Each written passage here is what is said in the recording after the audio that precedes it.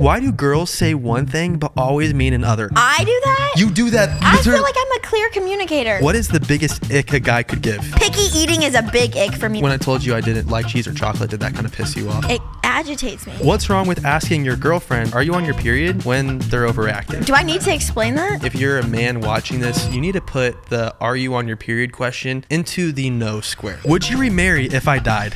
It's kind of sad to think about. That's really sad.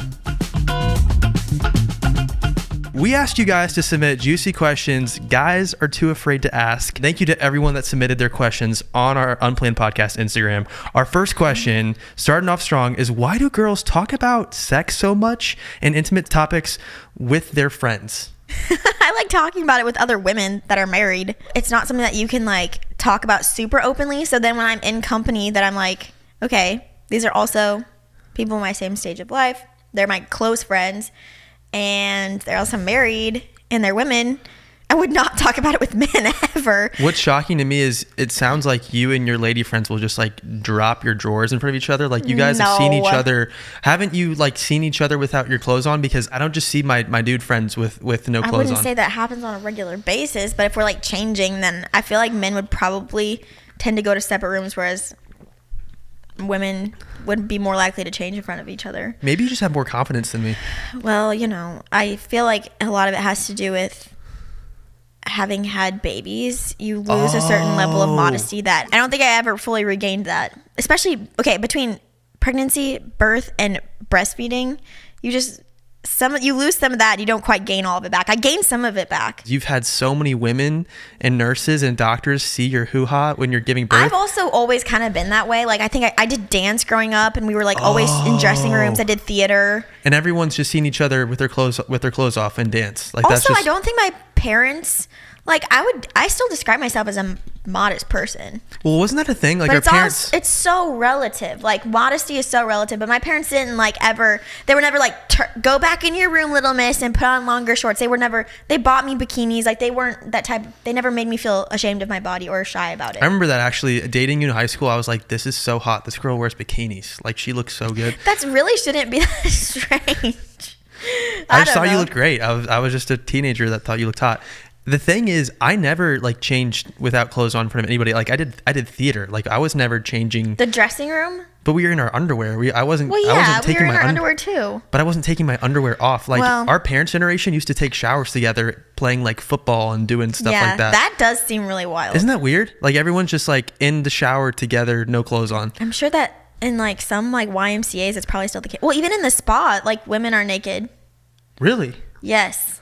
Actually, we were just at the spa, and there were naked dudes at the spa. Now that I'm thinking about, but it was it's always the old dudes though. Like the young dudes are more about privacy. No, I would agree. It's usually the same with women, I would say. Older women just don't give an F, and they're just walking around with See, furniture disease. I'm always going back and that's funny.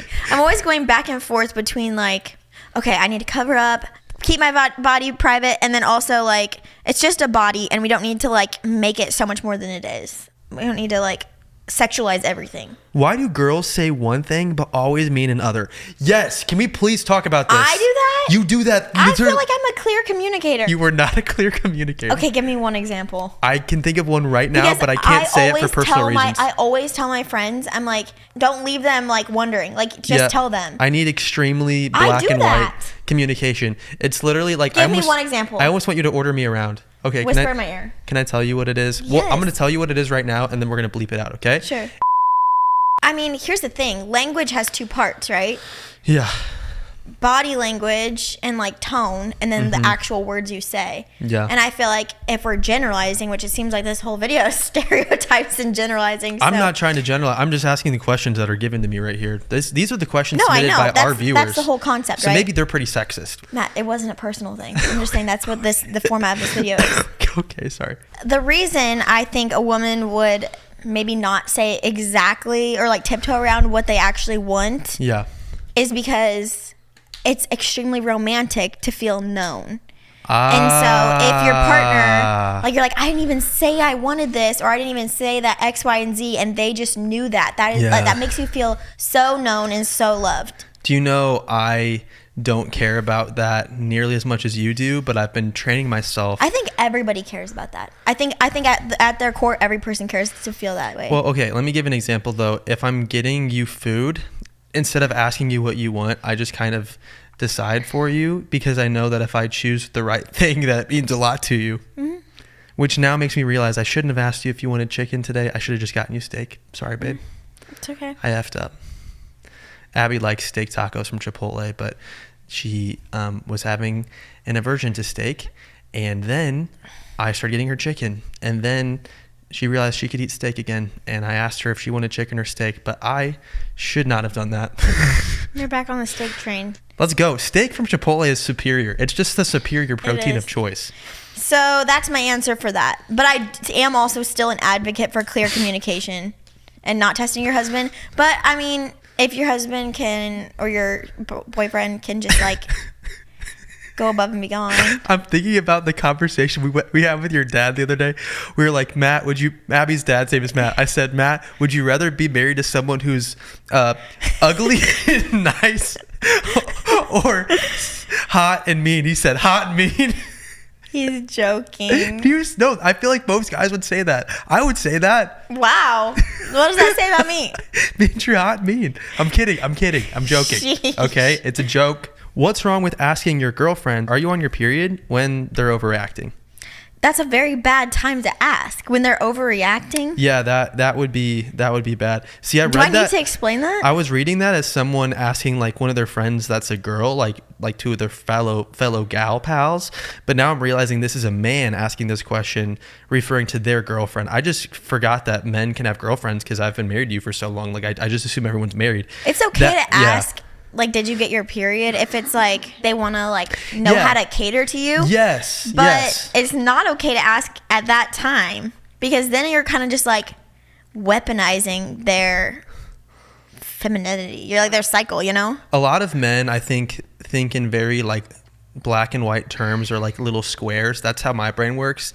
And I feel like if you're a man watching this, you need to put the "are you on your period" question into the no square. Like that. You've never asked me that. That is a square, and that's why it's in the no square. I just don't ask that question. What is the hardest thing about being a woman?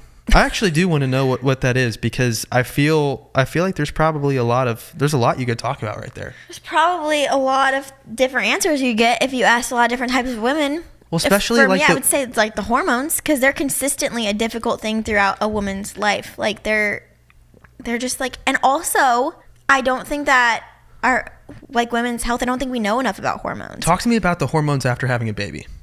Well, they're crazy. I've heard once, I don't know if this is true, but like the hormone shift is equivalent to taking like 100 birth control pills. Your perception is like completely altered, and it's kind of crazy.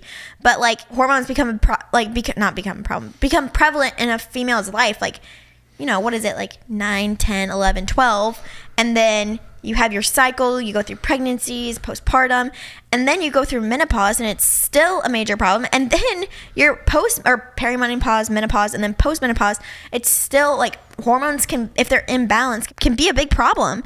And I feel like whenever you go to the doctor and you're like, why is this symptom happening? So I've heard so many women say that they've heard a doctor just say, it's your hormones, which isn't really an answer.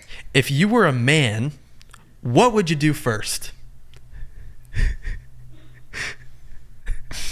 I'm laughing because I know what my answer would be if I was a woman. I don't want to be a man. I don't want to be a woman. It's so gross. Yeah.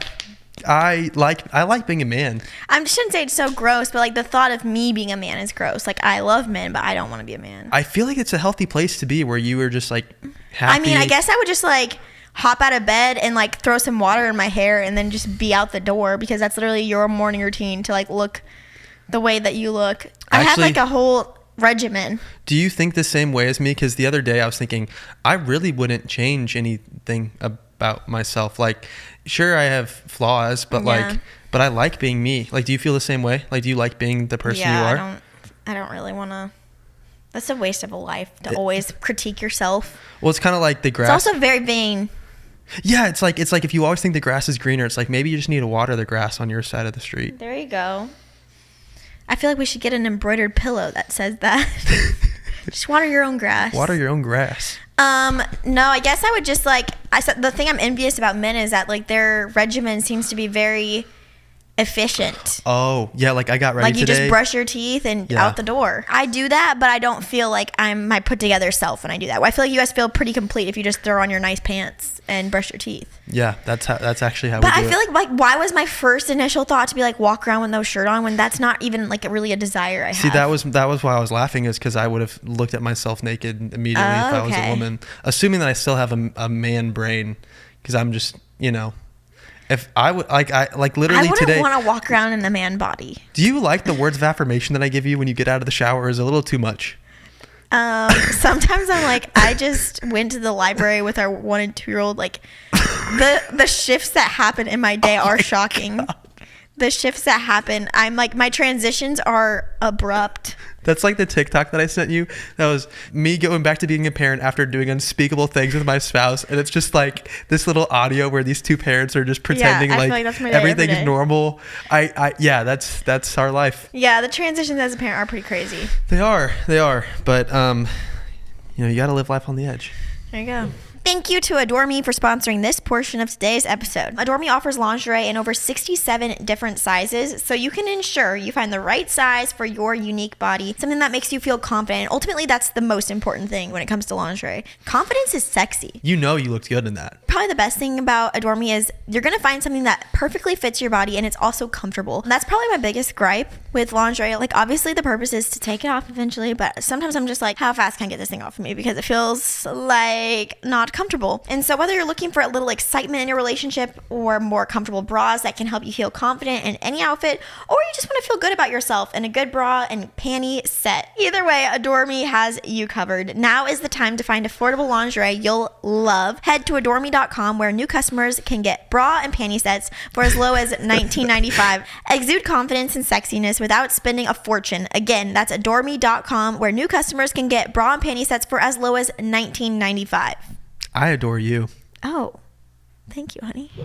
Thank you to Rocket Money for sponsoring this portion of today's episode. Are you tired of paying for subscriptions that you don't know how to cancel because they just keep getting charged to your card? Thank you to Rocket Money for making our lives easier, because all we have to do is go into the Rocket Money app, and with a few taps of our phone screen, it's like, voila, gone. I also love that Rocket Money helps you find the subscriptions, because like you said, sometimes your kids subscribe to something or you didn't even know you had this, and then you're just draining money every month on something you don't even know about or use. Rocket Money is a personal finance app that helps you find and cancel your unwanted subscriptions, monitors your spending, and helps lower your bills so that you can grow your savings. Rocket Money has over 5 million users and has saved a total of $500 million in canceled subscriptions, saving members up to $740 a year when using all of the app's premium features. They were able to significantly lower our home security bill. We were paying a lot more money than we needed to, and then they lowered it to a price that I did not know was possible, because they just negotiated the bill for us. So thank you, Rocket Money. Cancel your unwanted subscriptions and reach your financial goals fast with Rocket Money. Go to rocketmoney.com/unplanned today. That's rocketmoney.com/unplanned.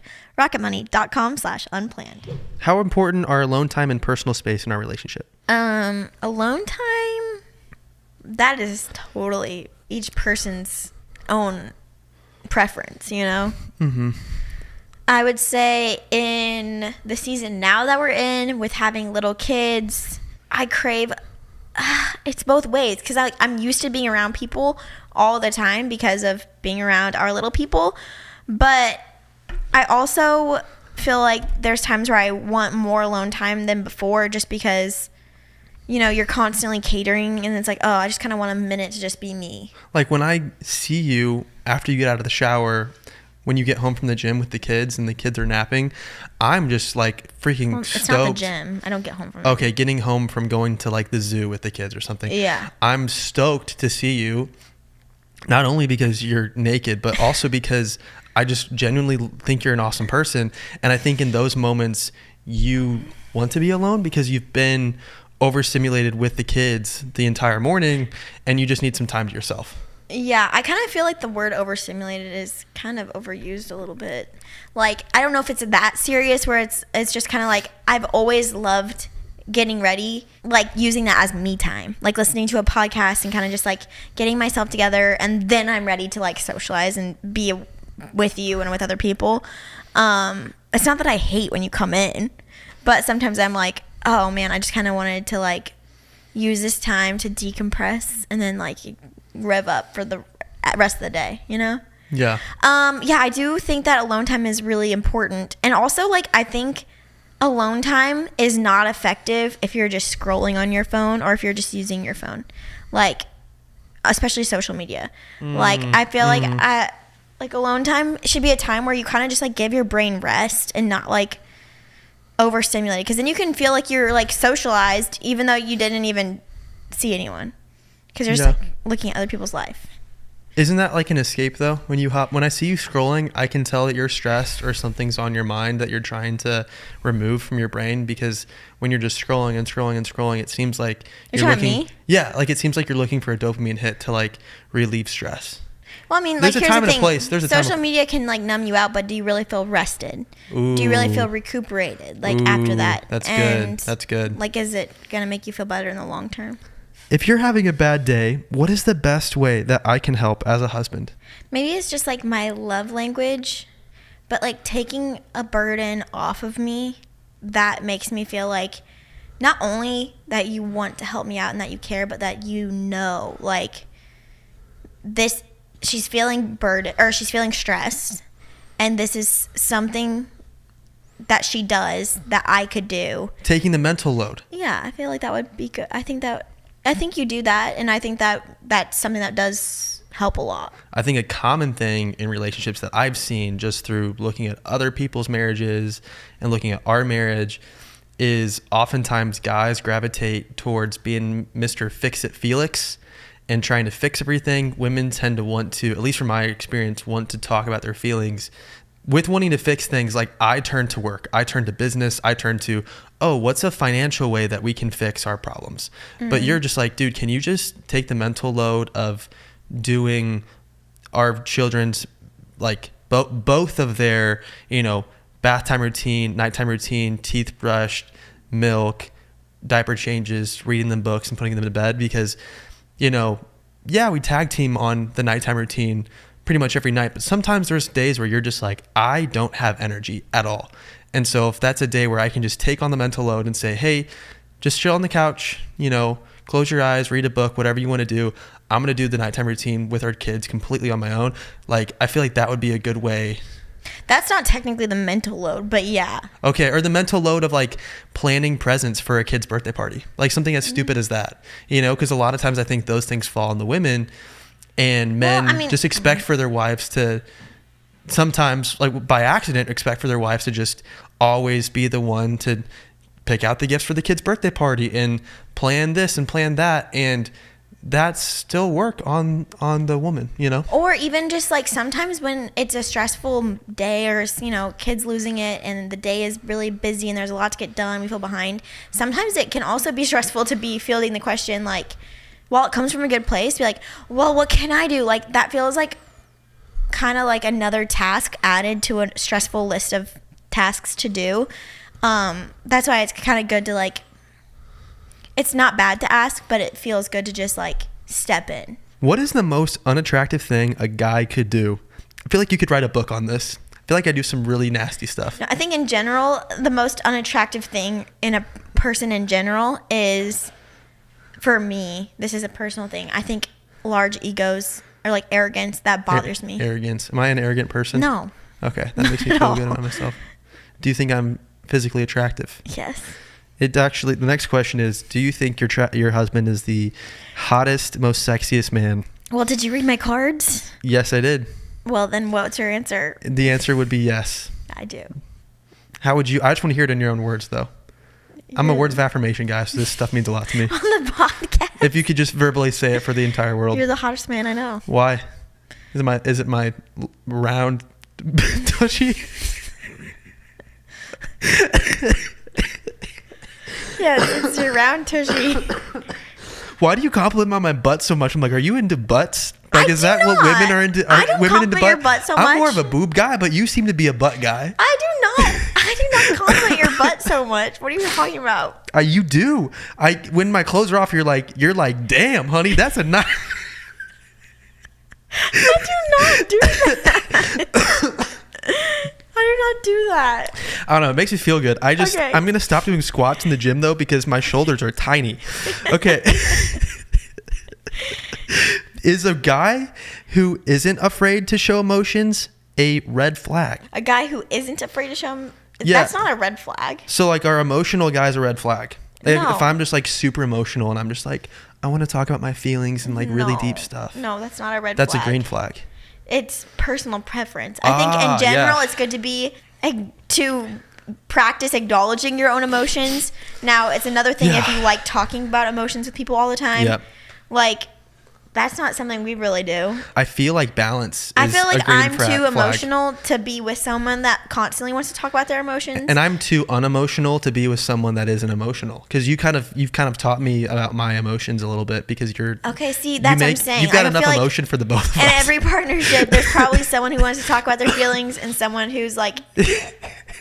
not as much wanting Your dad is the most unemotional person I've ever met in my life. Yeah. And I think that turned you into to counteract that, you became the very emotional version of him. So do you think I'm sensitive? Extremely. My entire family says I'm not sensitive. But you are well, I think they see a different side of you than I see. I know you. True. I know you better than anybody in this world because I'm married to you, and I think that you're very tough physically. Like, someone would be like, hey, Abby, we're gonna put 17 needles into your body. You're like, okay, bet. You don't care about physical pain. Like, when you got your IUD, you didn't even flinch. I wasn't in the room, but from what you told me, you got an IUD with no pain medicine, with no support. I wasn't in the room when you got your IUD, babe. Oh. And you came out of there I didn't even feel it go in. You just are so mother freaking tough. No. That I think that your emotional side has to make up for it in some way, because it's wow, this woman is so insanely if you look at yourself as a Mario Kart, where you can see traction, speed, if you look at yourself as a Mario Kart, your emotional level would be extremely high, and then the feeling pain would be extremely low, because you can just take it like a champ. Maybe you are missing some nerves, some nerve endings or something. Maybe we got to get that checked out. I feel you're not around a lot of women. I saw you, when you gave birth to our first child, there was so much blood in that room. It looked like you birthed quadruplets, I feel oh my gosh, you probably have some insane pain tolerance. I mean, who can know? And you literally want to keep pumping out these babies. So I feel like you have some sort of secret, superpower, some feminine energy that is just I don't feel pain. I think I do feel pain, but I also think that I can disconnect my pain from my emotion, physical pain from emotion. So then I'm I can compartmentalize that, I guess. But where are we going with this? I think it's just personal preference. If the woman wants to talk about feelings a lot. Also, maybe you just don't have a lot of experience of being in an intimate relationship with a woman, because I don't think I am more emotional than... I don't think I'm that much more emotional than the average woman. Thank you to OutSchool for sponsoring this portion of today's episode. As you guys may know, we are interested in exploring homeschooling with our 2 children, and a really great tool that I think can help us in this journey is OutSchool. What's so nice, you guys, is it's a resource where you can help teach your son or daughter arts, coding and tech, English, life skills, math, music, science, nature, social studies, world languages. There's so much. OutSchool offers families with kids ages 3 to 18 the widest variety of teachers, topics, and classes to suit any interest or academic need. They have over 100,000 classes, and more than 2,500 OutSchool educators have advanced degrees in their field. You can either sign up for full courses or personalized tutoring and lessons. They even have neurodiversity nurtured lessons. Yeah. They have really thought of everything. You don't even have to be a homeschool family to use this. I'm such a nerd. If our kids are in regular school, I could totally see us putting them in these classes in addition to school. If you want to try OutSchool, you can now get up to $20 off your child's first class or tutoring session for a limited time. This exclusive discount is only available when you go to outschool.com and use code UNPLANNED at checkout. That's OUTschool.com and use code UNPLANNED for up to $20 off your child's first class or tutoring lesson on OutSchool. OutSchool, take charge of their future. What is the biggest ick a guy could give? Personality or physical? In any, whatever you think. I feel like you could probably write a book on this. I feel like I do a lot of weird stuff. I'm not talking about you. Oh, okay. Because obviously I wouldn't have married you if you gave me the ick. But there's definitely some icks that I give you There's some things minor ones. Like what? When you go like this. Oh God. Like that. Okay, I do that. Wait, that's so gross. I can't even explain why I do that. Do you know why I do that? You're swallowing mucus. Yes. Do you know why? But like you'll make eye contact with you when you're doing it, and it's gross. And one time you did it when you were like in the bed. No. Like in it's like this, during like, when you say I did it in the bed. Like, were we like was I think like so. doing Let's keep moving unmentionable on. things to you at that point? Unspeakable. Oh my gosh, unspeakable. Okay. Wow, that's disgusting. Now that's my new ick. That's your ick that you give me. That's my new ick. I don't even ever want to see that again. Also, when you spread your cheeks. Oh, in the shower. Babe, here's the thing. Okay. Honestly, that doesn't ick me out. I I'm like just a clean why hiney. are you like You gotta bend it over in the shower because you gotta feel. that no one needs that visual. You need a Next, clean another hiney. ick, If you're gonna compliment my butt cheeks like you do, I gotta make sure those are clean. Okay. I don't want any particles of poo on there. That's disgusting. You don't give me the ick. But if a guy were to have long fingernails, I think that would give me the ick. Oh, I need to trim those. No, yours are. Don't look at them. They're they're neat.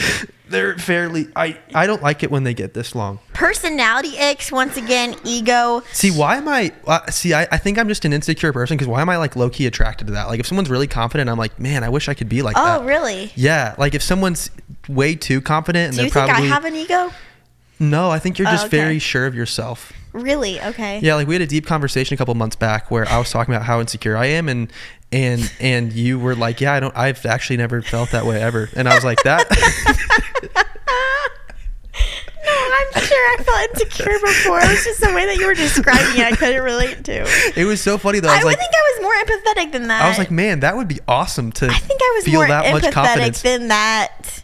I think your confidence comes from a healthy place. Like I think confidence can be come from a positive or negative place, and I think yours is very healthy. I think a personality ick is someone that doesn't want to do things. Like they just want to stay home and lazy. Well, it's one thing to be like okay with chilling, but like when they just like if you want to go do something fun and they're just kind of like, nah, I'd rather not, or that doesn't, like they're like hesitant to try things. Picky eating is a big ick for me. That's a personal. Picky eating. Yeah. Oh, like I only want to eat mac and cheese and chicken nuggets. Like if you're like, I don't eat vegetables, or if you're just like, I won't try. Here's the thing. If you won't even try it, that actually, I feel like, I'm like, I don't even know how that makes me feel. It kind of makes me feel agitated. When I told you I didn't like cheese or chocolate, did that kind of piss you off? It agitates me, yeah. Yeah, right. Why does that make you so because frustrated? It's not even true. Well, it is true. I don't like cheese. I don't like cheese. I sneak Parmesan into so many of the things I don't like that. Eat. I actually don't like and it. It's nasty. You eat cheese, Matt. I don't eat cheese. It's disgusting. You know you're lying. And you like chocolate. You just don't like chocolate bars. You get so in your head about these things. I don't eat chocolate at all. I don't like it. Okay. See, now I'm pissed. What is the best way to support your wife during childbirth? It definitely depends on like what stage you're at. But if you're like in the intense contraction stage, like reminders of like even just counting, because contractions are like a mountain. Yeah. They build up for like 3 seconds and then they go down. So you just have to get to the top of the mountain and then breathe out. And so if you could count with them, or just be like, we're one contraction closer to meeting our baby, or like just like reminders of like you're constantly moving forward. Because sometimes like the hardest part, like mental part about labor, is that it can feel like it's like it can go on for hours and hours and hours. And I think that pain is one thing, but pain over a long period of time is another, and that can be really overwhelming. But those reminders that like time is passing and you're getting closer, that's good. I'm taking this so literally. Did it piss you off when I said that you cheated birth 2 years ago? Why are we talking about this again? Well, because I feel like C-section is like hardcore, like arguably more hardcore than, well, I don't want to compare the two. See, here's the reason why I didn't. C-section is birth. Birth is birth. All of the births are birth. And so me saying that you cheated birth difficult. Was super insensitive. Like at that time, like I was just so happy that you were okay and our baby was okay, because for anybody that doesn't know, our first baby got stuck, which was really scary. And so, blood everywhere. It just looked like a war zone. And so for Abby to just like go in, cut open, pop, here's your baby. Like it was so fast. And we recorded a podcast where I was like, dude, it felt like Abby cheated birth because it was so fast. The reason that I might have agreed at that time was because I had the comparison of our first birth and like the fear of wondering if our baby was going to be okay. Yeah. And I didn't have that fear with our second birth. Yep. And it wasn't the fact that it was a C-section versus vaginal delivery. It was just the fact of like, I was never thinking that our baby was it was in danger. Yeah. And it probably was really frustrating for you to be stuck in bed and not being able to like really care for our baby in the way that you wanted to in the beginning, just because you were. And also the reason I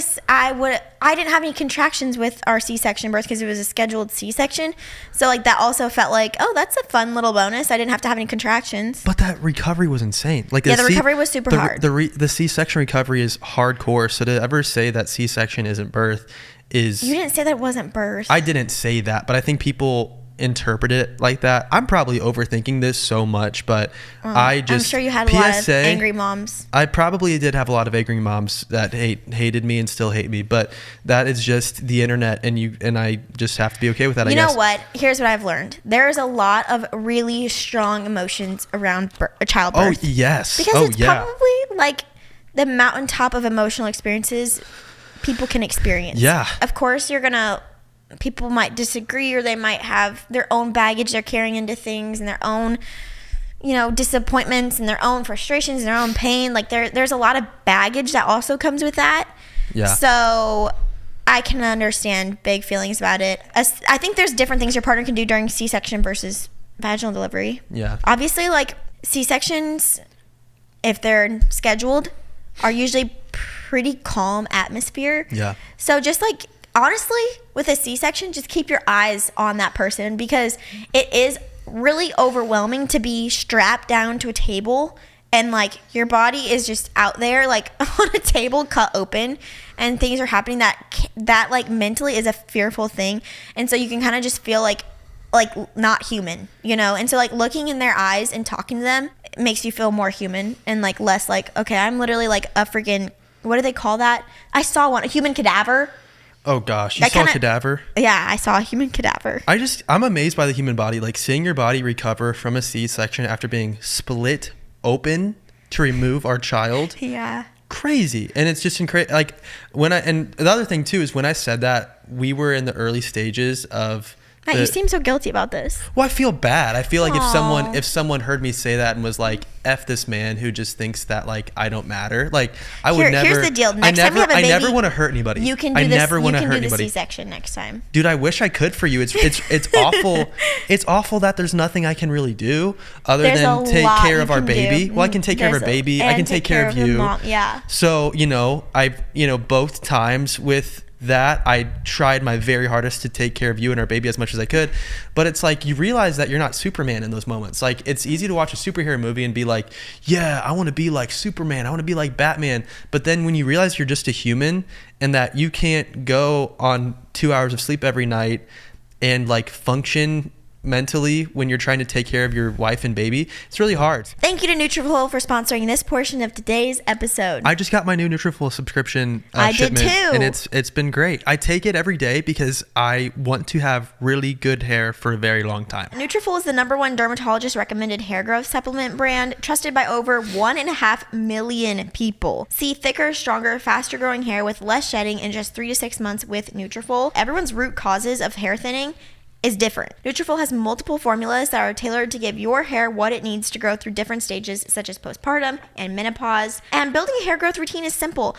With Nutrafol, you can just purchase it online. There's no prescription required. They have automated deliveries and free shipping to keep you on track so you never miss a day of Nutrafol. Plus, with a Nutrafol subscription, you can save up to 20%. You'll have access to free naturopathic doctor consults, and a Headspace meditation membership is included. Start your hair growth journey with Nutrafol. For a limited time, Nutrafol is offering our listeners $10 off your first month subscription and free shipping when you go to Nutrafol.com and enter promo code UNPLANNED. Find out why over 4,500 healthcare professionals and stylists recommend Nutrafol for healthier hair. Nutrafol.com, spelled Nutrafol.com, promo code UNPLANNED. That's Nutrafol.com, promo code UNPLANNED. What's the best way to show respect towards your wife?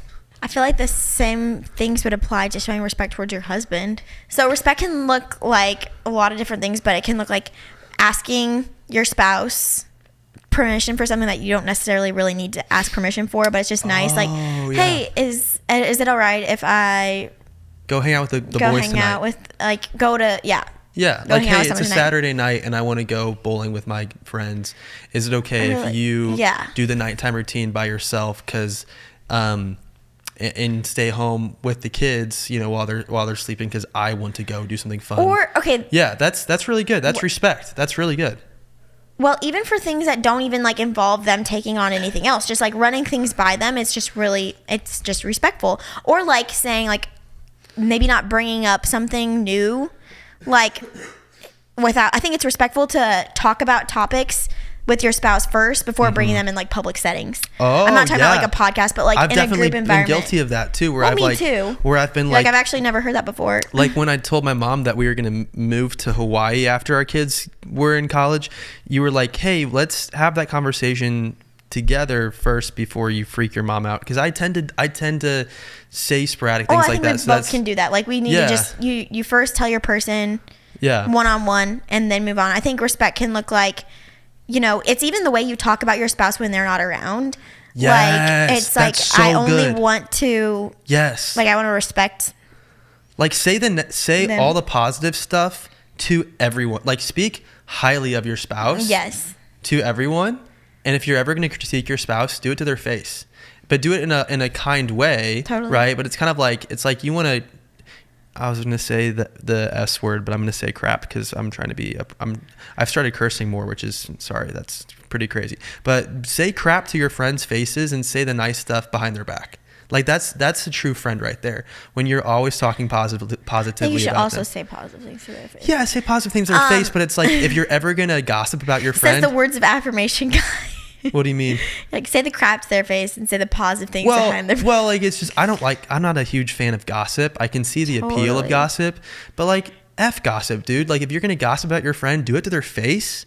Like if you have some qualm with them, is that the right word? Say it to their face. I think respect can also look like it's just like supporting your spouse in all things. Now that doesn't mean you're like, oh, 1000% I agree, but like you're not going to openly just be like, that was stupid in front of other people. But respect is such a bigger thing that it's hard to give tangible examples to it. It's something that you genuinely have to feel towards your spouse, and then the actions will fall in line. Oh, wow, that's beautiful. You should write a book. You're really good with your words. No, I'm not. You would. If you wrote a book, I'd read it. Oh, thank you. You would be a great author. You're a great speaker too. You should do speaking engagements. Thank you. What is so attractive about a guy wearing gray sweatpants? Why are women into that? Is it the shape of the gray sweatpants on the buttocks, the behind? Maybe. I don't know. Is that why you're always like, whistling at me when I walk by in my gray sweatpants? Yeah, I can't contain myself. Yeah, is that why you're always taking your top off when I walk by in my gray sweatpants? I feel like the appeal is just like, oh, it's kind of giving. Now that I think about it, every time I wear gray sweatpants, I get laid a lot more. I don't know why it works that way. Are you serious? No, yeah, I have like a getting laid calculator that like it calculates. You're joking. I can't stop coughing. And every time I wear the gray sweatpants, it just seems to always happen. Also, I feel like maybe some guys don't wear underwear with gray Oh, and then you see their thing, and that just is that kind of nasty. I'm not taught. That's are not women into that? Not me. What do you know? Because tell me more about the female species. Because like guys are kind of into like all the shapes and stuff. I don't think that girls want to see the shape. of the woman. But like, do women care about seeing that? Probably not. Probably not the average. Probably not the average. I don't know. I really don't know. I'll ask my friends tomorrow what it is about gray sweatpants, because I don't know if I personally feel the same appeal. Maybe that's like a high school girl thing. What is it that men commonly get wrong about romance? Why are you reading these questions like that? Because I feel like I need to ask them in a way that makes me seem like I'm on a TV show. Romance does not have to be grand gestures. Romance is just the everyday consideration of the other person and like making them a priority. That is romance. And so I think that both men and women get that wrong. Playing with your hair. Sure. Rubbing your back. Yeah. Just like all those little things that show that I'm at, like, you have the real estate space in my brain, not something else. Like my husband isn't thinking about business. He's not thinking about football. He's not thinking about the kids. Even though that you love that I'm a present father, you want me to be thinking about you and prioritizing your needs, because that makes you feel loved. Yeah. Would you still want to love me if I stopped taking care of myself? I don't know if that means like sex, or if that just means like our relationship. So you can answer that however you want. I would love you no matter what, because that's awesome. That's the agreement we made. All right, that's good. That's the confirmation I needed to let myself go. July 6th, 2019. I am now going to stop taking care of myself because I'm going to still get all the benefits. Now, is that consideration? I don't know. That's a different conversation. What do tampons feel like? I don't even know who submitted this question, but you don't even feel it. You don't even feel it? Once they're in, no. Does it feel kind of good? No. Sorry. No. Oh my gosh, no. The final question of the episode. Thank goodness. No. This was brutal. Sorry, everybody, that you had to listen to this. Would you remarry if I died? Oh my gosh. How many times have we answered this question? Our producer put this one in. This was not my idea. I think I have naively answered this, having never even had to consider being in the place of being a single mom or a widow. I would want you to. I wouldn't want you to live the rest of your life single. That's kind of depressing. It's kind of sad to think about. That's really sad. You really live out that idea when I say that every time. Well, I mean, I feel... What do you mean? This is becoming deeper than I dissociate from that. I can talk about me dying and not even think about me dying. Does that make sense? It's not that I'm necessarily thinking about us. I'm thinking about someone that could be in my position, still really young with little children and losing their spouse. That would be very, very hard. I cried at your grandpa's funeral because I really empathized and felt horrible for your grandma, because I was just thinking about everything that she was going through, and that broke me. But I usually don't get emotional, and I think that was one of those rare times where I was able to empathize. Yeah. I was like, this is horrible. This is so horrible. Not only for you, not only for your dad, not only for everyone that's known your grandpa, who's now been gone for a year, but thinking about your grandma, that really was just holy crap, Yeah, so I have no idea what I would do if I was in that position, and I'm not going to pretend to act like I would know, because I also don't think there's a right or a wrong way in that place. I feel like there could be so many reasons that you would choose to not remarry and so many reasons that you would choose to marry, and all would be valid, and I'm taking this question way too seriously. If you got remarried freaking rapid fire after I'm gone, I'd be that would make me feel... is there a certain amount of time that has to pass? See, I've never even thought about that. But I don't know. The thing Every is, situation. The thing is, we're speculating about this as people that have never been through it. That's what I just said. I know somebody who lost their wife, and I think they were both in their 70s, and he remarried a year later. And I just don't know what I would do in that situation. I don't know what you would do in that situation. And I'm sure he was probably really lonely. And the person that he lost, he was their caretaker. He took care of his wife. He was an incredible husband. I don't know him super well. I didn't spend every day with him, but from everything I know about this guy, he was an incredible husband. From everything that I saw, he just seemed to be an incredible guy, and literally just loved upon his wife for years, and really took care of her. She was in a wheelchair, and then he remarried a year later, and it's he probably was lonely. He probably wanted companionship. And to just be by yourself at that age would probably be really depressing. Mm-hmm. Thank you, everybody, for listening to another... oh my gosh. This episode. Is another ick. I'm sick. I'm not trying to call... Okay, this is my ick. When men get sick for whatever reason whatsoever under the sun. I'm sorry. I'm toxic for this, but... You are toxic for this. When men are sick, Keep going. Yeah. Keep going. When men are sick, it's an ick. My ick is that you have an ick for when I'm sick. I just rhymed. I could write a Dr. Seuss book about that.